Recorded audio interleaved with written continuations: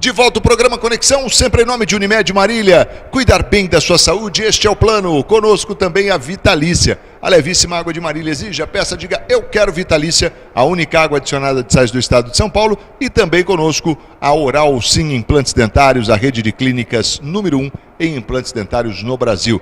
Conexão de hoje, batendo um papo aqui com o Dr. Valdir Marim. O Dr. Valdir é médico urologista e está falando conosco aqui sobre prevenção ao câncer de próstata dentro desse Novembro Azul. Homens, atenção, hein? Chegou a nossa vez. Outubro foi um show, a mulherada aí falando em prevenção, divulgando, indo fazer aí os exames, e os homens realmente a gente acaba ficando para trás nesse sentido e a gente precisa mudar. E mulherada, incentivem aí os seus maridos. O doutor Valdir foi para o intervalo, eu fiquei com uma pergunta aqui, doutor, assim, um caso, vamos imaginar uma situação hipotética, um indivíduo com 50 anos de idade, que começa a ter dificuldade para urinar, por exemplo, para fazer o xixi. Como é que isso já é um sinal que ele pode ter câncer de próstata? Veja bem, vamos falar em envelhecimento novamente, tá?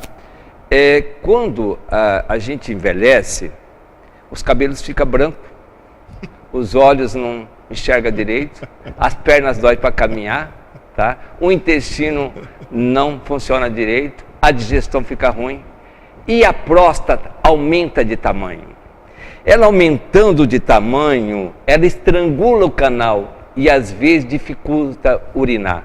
Então, veja bem, as primeiras queixas de dificuldade de urinar, pode ser câncer? Pode. Só quando o câncer estiver avançado, tá? Mas a maioria dos casos, 80, 90 ou 95%, se chama hiperplasia prostática. A próstata aumenta de tamanho e estrangula. E quais são as queixas? Tá? As queixas é dificuldade de urinar. Ele começa a acordar 3, 4, 5 vezes à noite, tá? Ele começa de manhã, no momento que ele vai começar, ele demora para começar a urinar.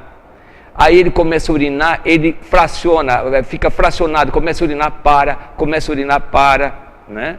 E às vezes quando termina de urinar, ele tem uma sensação novamente de vontade de urinar.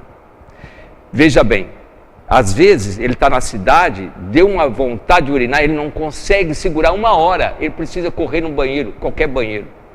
Então, às vezes as pessoas que tem alguns colegas que é mais velho, vai em algum restaurante, fica perto do banheiro. Quando o cara procura o banheiro do restaurante ou de algum lugar onde ele está, sinal que ele tem alguma coisa. A maioria das vezes é hiperplasia prostática, que é um tumor, a gente fala tumor benigno, tá? Mas é um aumento da próstata e faz parte do envelhecimento. É um crescimento benigno. É um crescimento benigno, faz parte do envelhecimento da pessoa.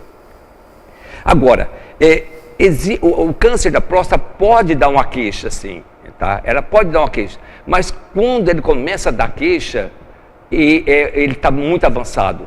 Ele é um câncer já avançado, que às vezes não tem mais nada para fazer. Então, a gente tem que perceber. Outras coisas que dão uma queixa urinária também, que a gente pega muito em consultório, o cara lá vai com queixa urinária e às vezes é um diabetes descontrolado. Às vezes ele nem sabe que tem diabetes. E ele tem um diabetes descontrolado. Tá? Isso pode influenciar também. Pode influenciar, entendeu? Então, o paciente que tem queixa urinária pode ser infecção urinária, que é muito comum também. Muito comum, porque no momento que ele não consegue esvaziar bem a bexiga, retém a urina. E urina parado é urina contaminado, tá? Então, veja bem, o que pode dar queixa urinária é aumento da próstata, infecção urinária, diabetes pode dar, tá? E tumores em geral, pode dar inclusive o tumor de bexiga, tá?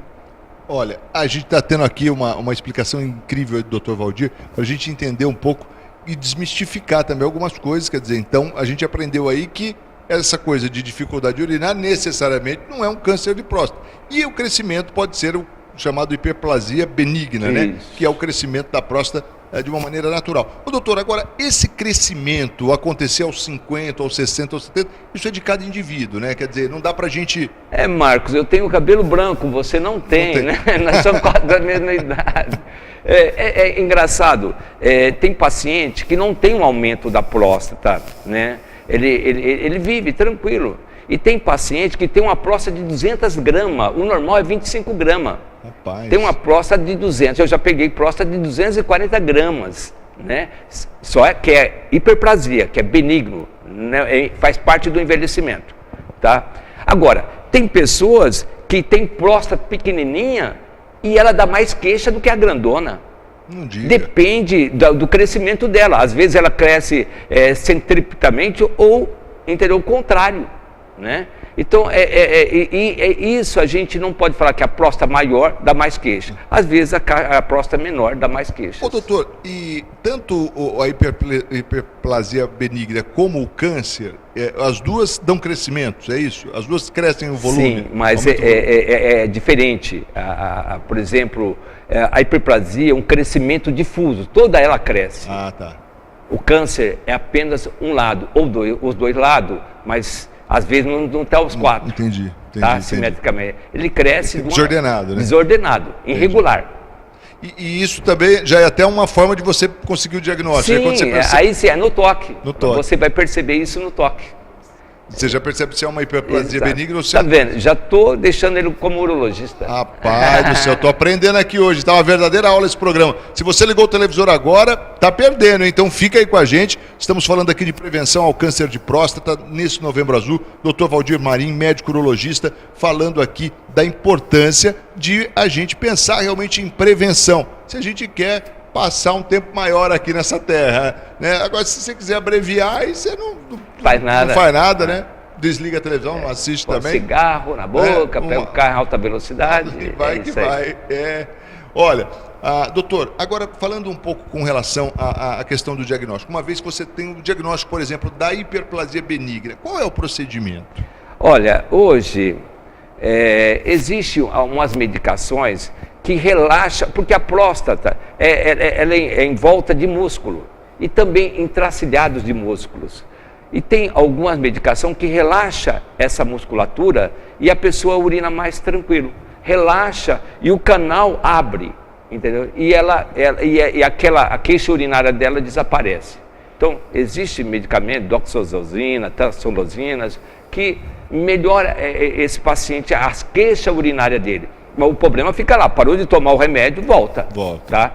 Seria assim um paliativo, né? Um tratamento crônico. Entendeu? Que nem pressão alta, diabetes, você vai tomar o remédio. Isso seria um tratamento clássico. Clássico, o resto da vida às vezes. Tá? E esse remédio, ele é inócuo, né? Pelos trabalhos científicos, a pessoa pode tomar o resto da vida, se adaptar a ele, que não tem problema nenhum. Tá? Mas mesmo assim, esse paciente tendo o diagnóstico de hiperplasia prostática, isso não tira ele do risco futuro de ter um câncer de próstata. Eu ia perguntar exatamente isso. Eu ter, por exemplo, a hiperplasia não me livra do câncer. Não livra de câncer de próstata. Você, se continuar vivo até 100 anos, provavelmente você terá um câncer de próstata. Porque acaba sendo meio que uma evolução natural, né?